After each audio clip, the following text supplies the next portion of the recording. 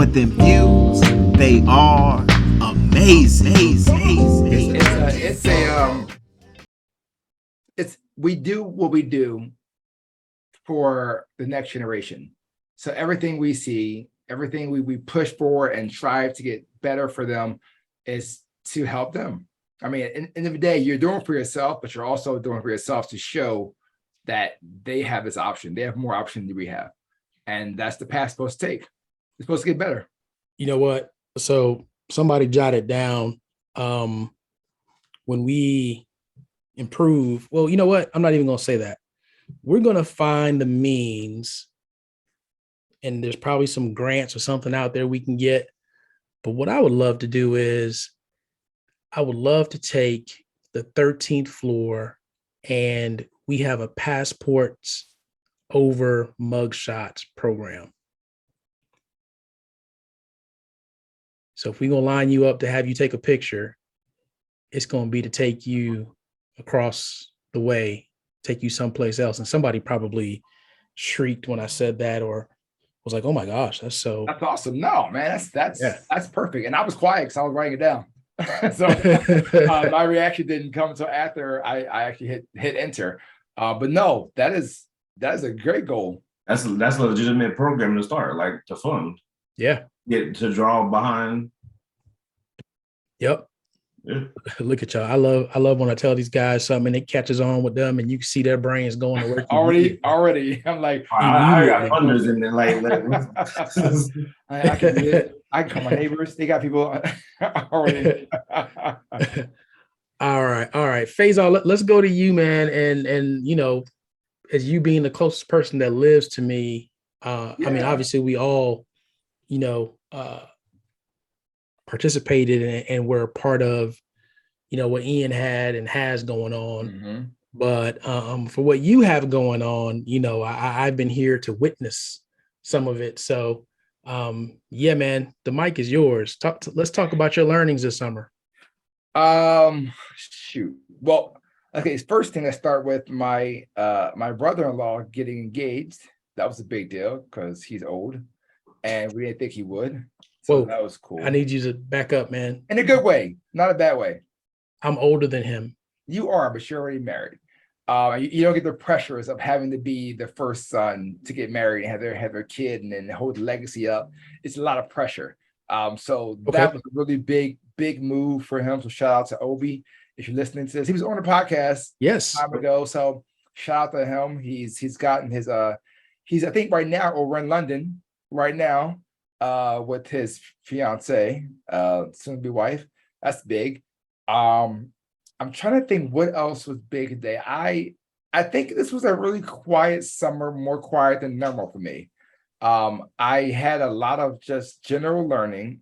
You guys all know I applied for the director role for position that was open for me. My boss had left, went to a new company, came back. I applied for it, didn't get it. Got some reasons why I didn't get it, but I didn't think it was still valid enough for me. Met my new supervisor, good guy. Hold on one second. Message, some of y'all Jamba Juice folks actually listen to the podcast. Message. Oh, no, they all know. Yeah. I'm not. I've told myself I'm no longer being a hole in the wall. I've been vocal 100%. Talk that talk. Yeah, I've been vocal 100% about everything. And okay, cool. If I need this training, where is it? What do I need to do? Okay, cool. How are you paying for that? How am I paying for that? What's the plan of action? Where are we going to go with this?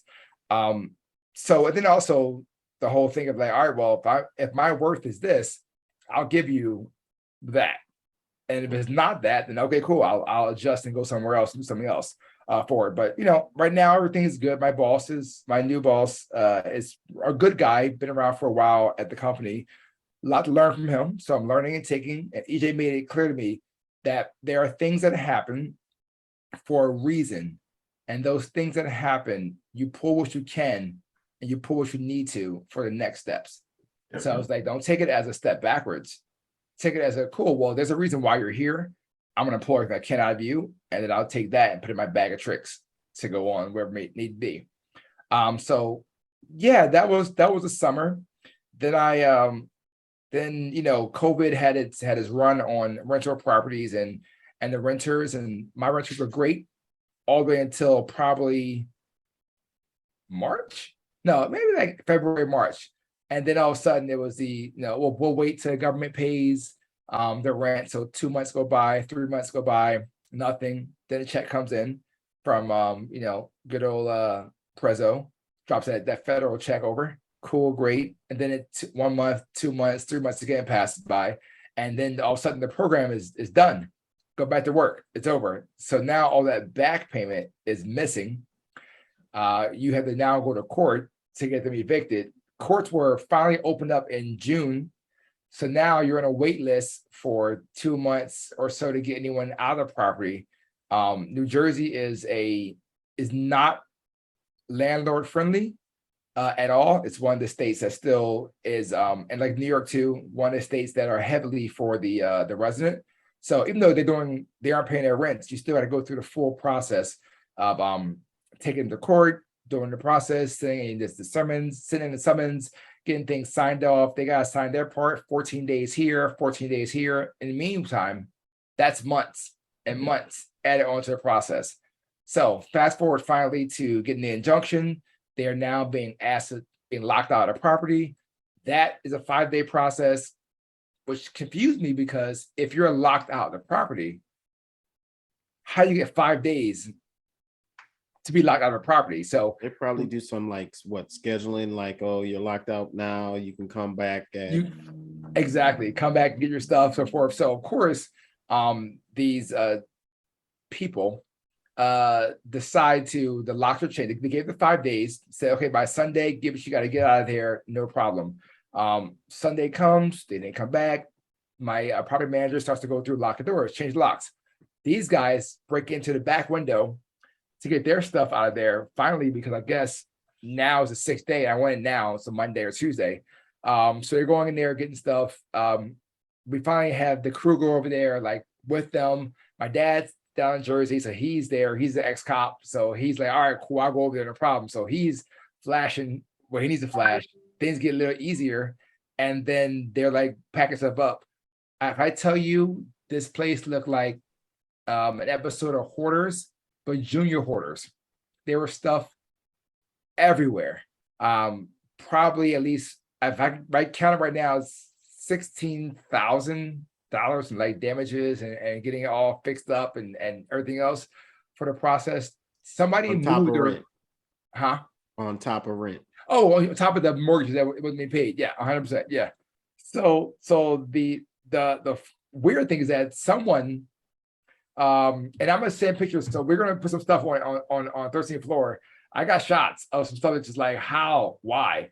But we'll just drop some random stuff from the the move out. But there was the refrigerator was moved to the middle of the floor in the kitchen. No idea why. Just in the middle of the floor, there one refrigerator was molded completely, like they didn't use the food at all in there. The basements was crazy. The pictures that they drew in the garage of all the graffiti they written there, I'm like, this is crazy. Someone broke the cap electricity outside to, I guess, try to steal power somewhere else and run power, so it had to be fixed. It was just a lot. And I still think saying all that, I made out good compared to people who are still struggling and people who have walked into their places and there are holes in the walls and they pull the pipes out and all these things. So I still say that I kind of got a little bit of blessing out of that. I learned a lesson. This was an unfortunate thing that happened. They were fine. They would have been moved out eventually, but COVID hit and then it became more of a concern for it. So round 2 started up now. Property's all cleaned up, looking good, and we're ready to rinse it out now. So we're going through a process, but it was a crazy that part of time was insane. Other than that, it's pretty straight. Man, I thought you were going to take me to someplace totally different, but you didn't. So we're going to let it go Okay. at this point. But because I live and hope people who are listening do this. Every day is a new day. I rarely ever hold on to things that are behind me too far because it's just gone. So Hey, like, hey,